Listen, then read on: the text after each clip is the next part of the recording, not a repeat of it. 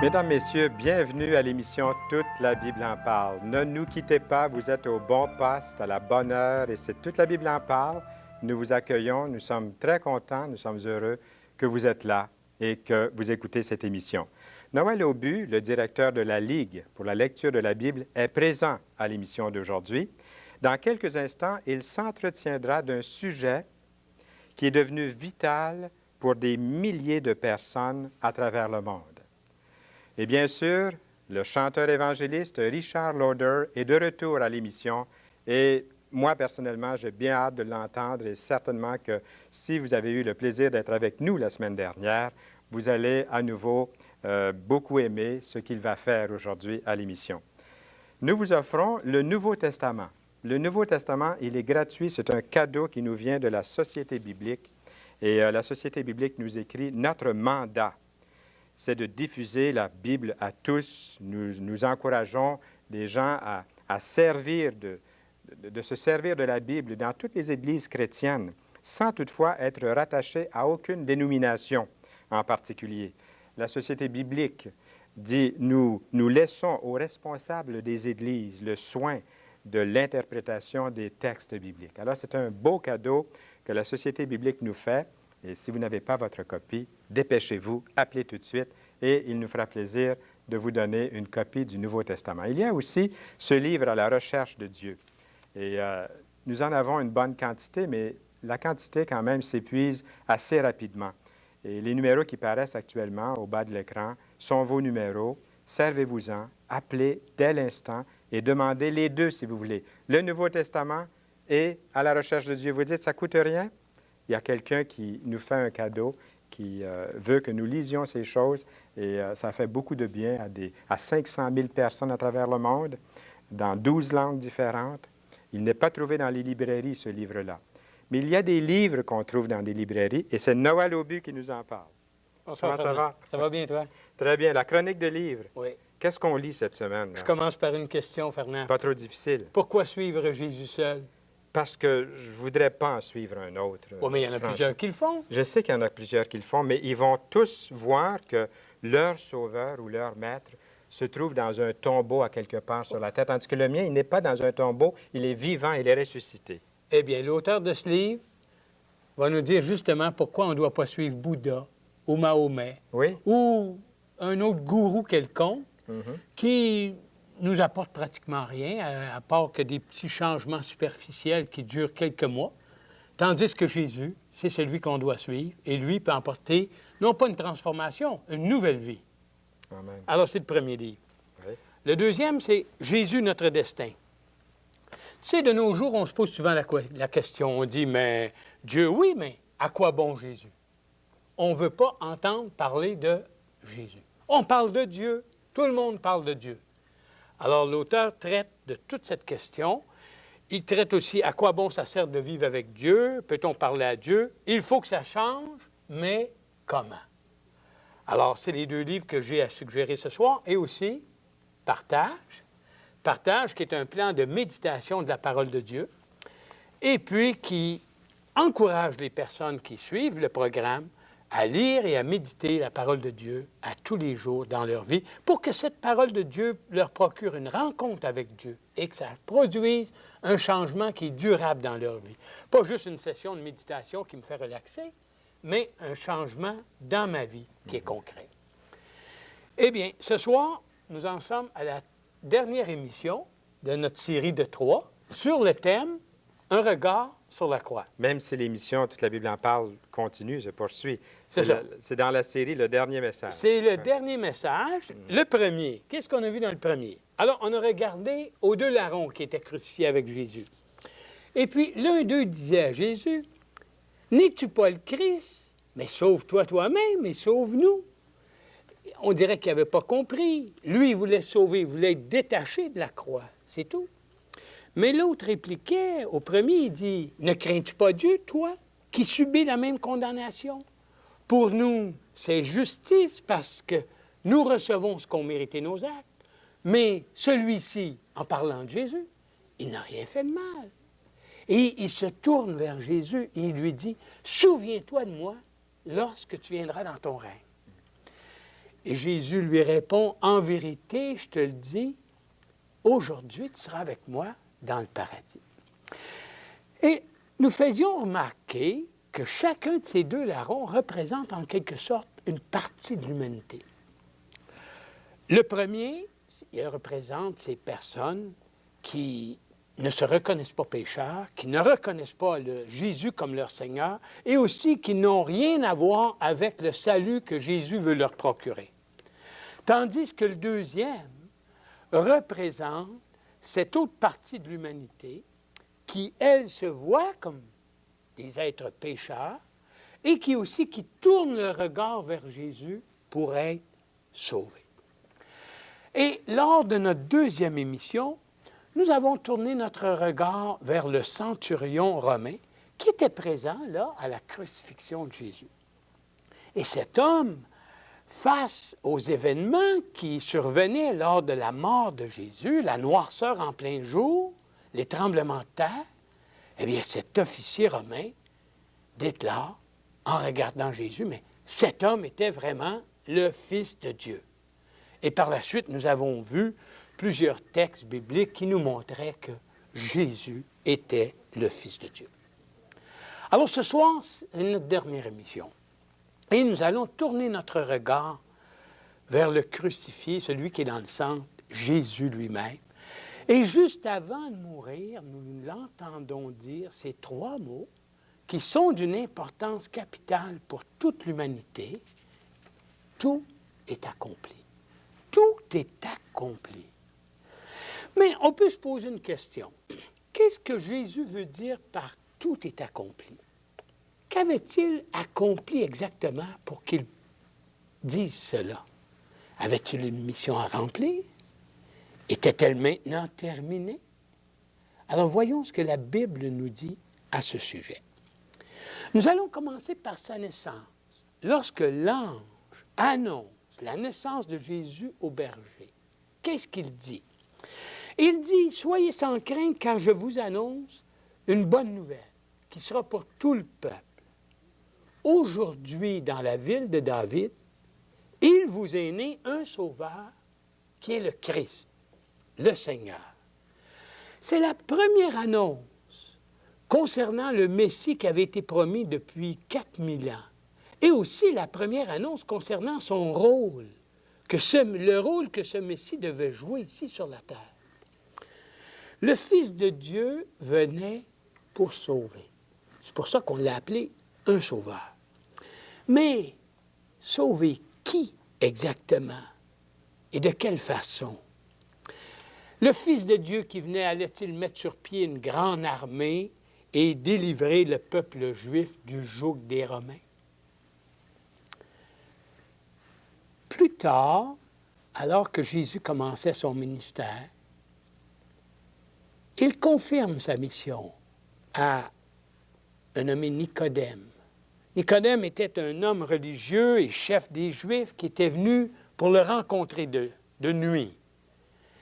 Et je vais demander, Fernand, si tu pouvais lire le texte dans l'Évangile de Jean. C'est Jean 3, 16.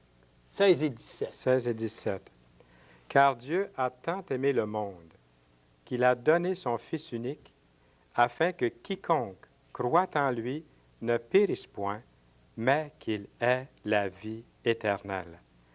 Dieu, en effet, n'a pas envoyé son Fils dans le monde pour qu'il juge le monde, mais pour que le monde soit sauvé par lui. » C'est ça. Pour que le monde soit sauvé par lui, la mission de Jésus était donc de sauver le monde. Pas une personne en particulier, parce que Jésus dit bien « quiconque croit en lui ». Et ce quiconque, c'est vous qui regardez la télévision, c'est moi, peu importe qui nous sommes, hommes, femmes, jeunes, adolescents, vieux. On pourrait être Canadien, Juif, Européen, Asiatique, peu importe la religion, catholique, musulman, hindou, même si vous ne croyez pas, même si vous vous dites athée, vous faites partie de ce quiconque. Alors, à ce point-ci, on peut se poser une autre question. Jésus, le Fils de Dieu, vient sauver l'homme. Mais de quoi? De quoi vient-il le sauver? De quel malheur va-t-il vraiment sauver l'homme? Est-ce que l'homme est vraiment perdu? Est-ce qu'il a besoin d'être sauvé? Alors, on retourne tranquillement dans la Bible et on s'aperçoit que depuis la chute d'Adam, l'homme a hérité d'une nature pécheresse. Il est rebelle et hostile à Dieu. Il veut toujours faire sa propre volonté. Il veut être son propre Dieu. Il rejette constamment son Créateur et il vit en conflit avec Dieu.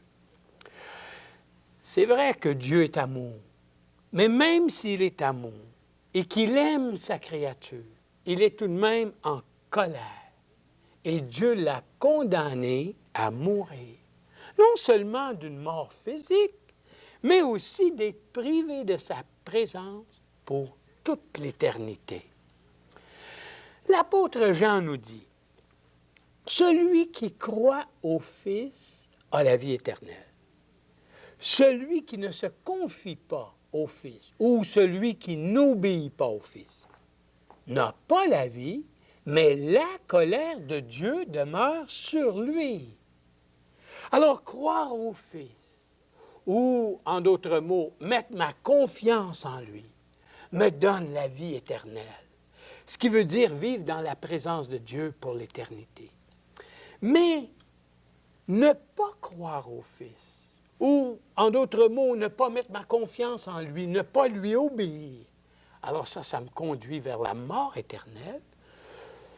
En d'autres mots, ce qui vous pourrait vouloir dire subir la colère de Dieu et être privé de sa présence pour l'éternité. Alors, j'ai le choix. Alors peut-être allez-vous dire, mais moi je ne mets pas ma confiance en Jésus et je ne me sens pas perdu pour autant. Je vis comme tout le monde et j'en ne suis pas plus mal, tout va bien, j'ai pas de problème. C'est vrai. Mais le fait d'être perdu n'est pas une question de sentiment, c'est une question de vérité. Et c'est Dieu qui nous dit que l'homme est perdu. Et ce n'est pas l'homme qui décide s'il est perdu ou non, mais c'est Dieu qui nous dit que l'homme est perdu. N'oubliez pas qu'il y a un vieux proverbe qui dit « Le chemin de l'enfer est pavé de bonnes intentions ». Ce ne sont pas nos intentions, nos efforts, nos souffrances, notre travail, notre sagesse ou notre argent qui vont nous réconcilier avec Dieu et nous soustraire à sa colère. C'est justement pourquoi Jésus est venu. C'était sa mission. La Bible dit, le salut ne se trouve en aucun autre, car il n'y a sous le ciel aucun autre nom donné parmi les hommes par lequel nous devions être sauvés. Il n'est pas question de Bouddha ou de Mahomet ou d'un autre personnage quelconque. Il est question de Jésus, le Fils de Dieu. Alors, on se pose une autre question. Comment donc Jésus devait-il sauver l'humanité de la colère de Dieu et nous réconcilier avec Dieu? De quelle façon pouvait-il faire cela? Alors, Jean-Baptiste, lorsqu'il voit Jésus pour la première fois, il dit, « Ah, voici l'agneau de Dieu qui ôte le péché du monde. » Pourquoi Jean-Baptiste parle-t-il d'un agneau? Pourquoi un agneau? Alors, faisons un petit voyage dans l'Ancien Testament. Regardons à ce qui se passait. Quelles étaient les instructions de Dieu concernant le péché? Que devait faire un homme lorsqu'il avait commis un péché? On apprend qu'il devait apporter un agneau sans défaut et le remettre au prêtre responsable des sacrifices. Autrement, on l'appelait le sacrificateur. Ensuite, l'homme coupable plaçait sa main sur la tête de l'animal et le sacrificateur tuait l'agneau en lui tranchant la gorge. En mettant sa main sur la tête de l'animal, symboliquement, l'homme lui transmettait ses péchés et c'était l'animal qui mourait à la place de l'homme. C'était l'animal qui subissait le jugement de Dieu et qui mourait à sa place. Dieu acceptait le sang de l'animal pour le péché de l'homme. De cette façon, Dieu pourvoyait temporairement un substitut ou un remplaçant pour que l'homme obtienne le pardon de ses péchés. Cette façon de faire a été valide jusqu'au moment où Dieu a pourvu lui-même l'agneau qui serait sacrifié pour tous les péchés du monde. Et cet agneau, c'est celui que Jean-Baptiste voyait, c'était Jésus-Christ, le Fils de Dieu. Dernièrement, je lisais une revue que Jésus était venu pour nous demander de nous aimer les uns les autres. C'est vrai qu'il nous a demandé cela. Mais là n'était pas le but de sa venue.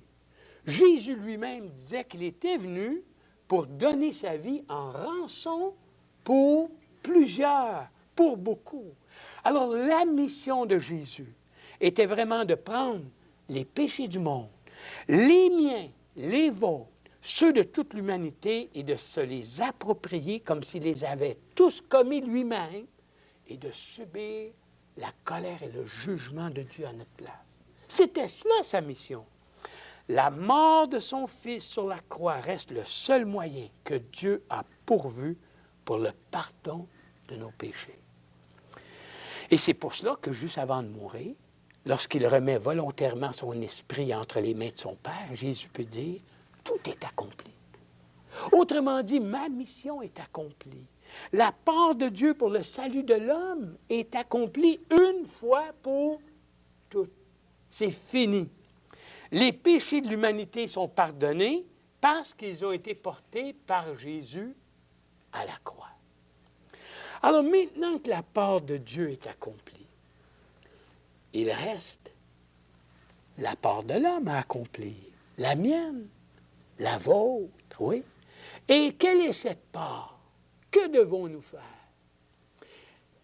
Ce que nous devons faire, c'est accepter le seul moyen de salut qui a été pourvu par Dieu en mettant notre confiance en Jésus dans son sacrifice à la croix. On ne peut pas mettre notre confiance en quoi que ce soit d'autre.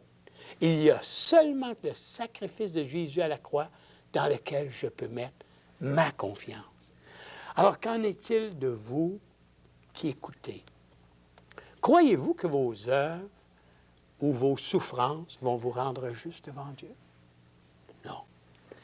Il nous faut tous accepter cette bonne nouvelle, que Jésus est mort pour nous à la croix. Cette bonne nouvelle d'un sauveur que Dieu a pourvu pour nous. Voyez-vous, le Père nous a tant aimés qu'il a donné son Fils unique.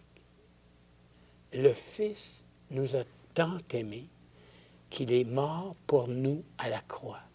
Il a subi la colère de Dieu pour moi et pour vous.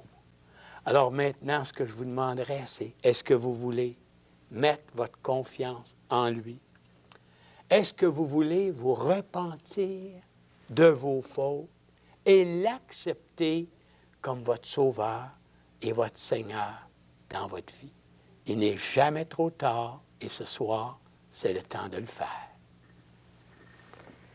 Merci beaucoup, Noël Aubu. Si je n'étais pas un enfant de Dieu, je ne me vante pas en disant ça, ce n'est pas sur mes mérites à moi, mais si j'étais comme monsieur ou madame tout le monde, j'avais besoin de ce message-là. Et ça m'a rappelé de très beaux souvenirs parce que c'est exactement dans ce chapitre de Jean 3 que j'ai trouvé Jésus-Christ comme mon sauveur personnel. Et tantôt, Noël Aubu, lorsque vous avez cité Jean 3, 36, celui qui croit, le Seigneur l'accepte, il est sauvé, mais celui qui ne croit pas, la colère de Dieu est comme suspendue au-dessus de lui. Il n'y a pas besoin de rien faire de mal. Non. Il faut naître dans sa famille. En tout cas, là où vous êtes, je suis certain que Noël et moi, Noël Aubu et moi, nous sommes dans une attitude de prière présentement. Et là où vous êtes, si vous voulez vous incliner ou simplement ouvrir votre cœur au Seigneur puis dire, Seigneur Jésus, là où je suis, en cet instant, je t'invite dans ma vie. Bien, le miracle spirituel peut se faire maintenant pour vous. C'est ce que vous attendiez. Vous êtes né pour cette raison-là. Dieu vous a créé pour ça. C'est aussi important que ça. C'est que Dieu vous a créé pour qu'un jour, vous lui ouvriez votre cœur comme vous le faites. J'espère que des centaines le font en ce moment et que le téléphone va commencer à sonner pour nous appeler. Et nous allons vous offrir ce Nouveau Testament et aussi à la recherche de Dieu. Nous allons vous donner cette documentation pour vous aider à continuer. Richard Lauder est là, il va chanter une chanson qui nous sensibilisera sur l'avenir de nos enfants, nos filles ou nos garçons. Et c'est un grand plaisir d'avoir avec nous le chanteur évangéliste Richard Lauder. Il a des cassettes, nous les avons vues à d'autres émissions. Nous l'écoutons maintenant avec plaisir.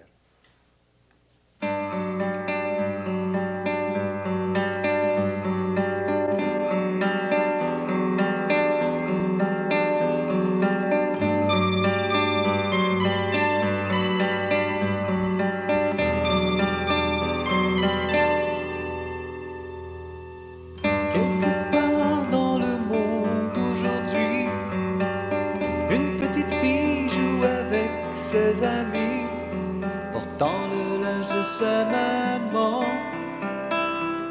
et des souliers qui sont beaucoup trop grands. Quelque part dans le monde ce soir, avant de dormir pour une autre nuit, tout en priant tout simplement, elle prie à Jésus tout simplement. Je ne connais même pas son nom, mais je vais prier pour elle de toute façon. Que le Seigneur la guide et la touche dans sa vie.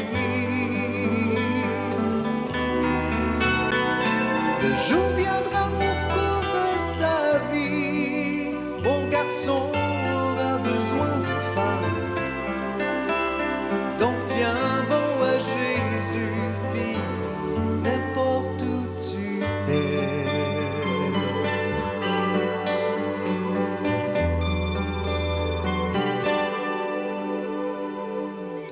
Quelque part dans le monde aujourd'hui, cette petite fille apprend à aimer par l'amour qu'elle reçoit elle-même de ses parents qui l'aiment tendrement.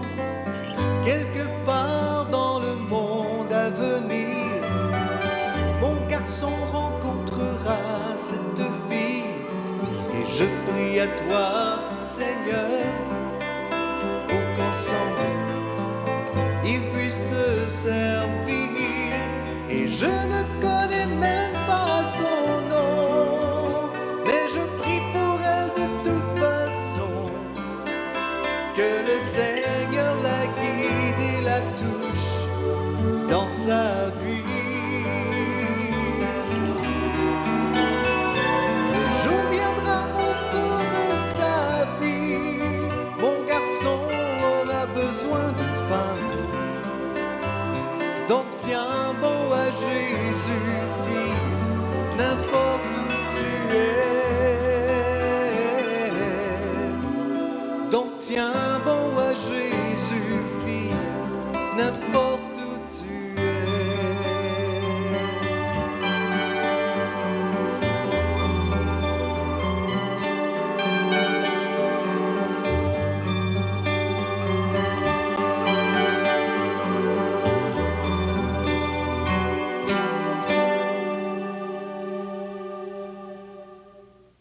C'était Richard Lauder. Merci beaucoup, Richard Lauder. Lui-même a des enfants.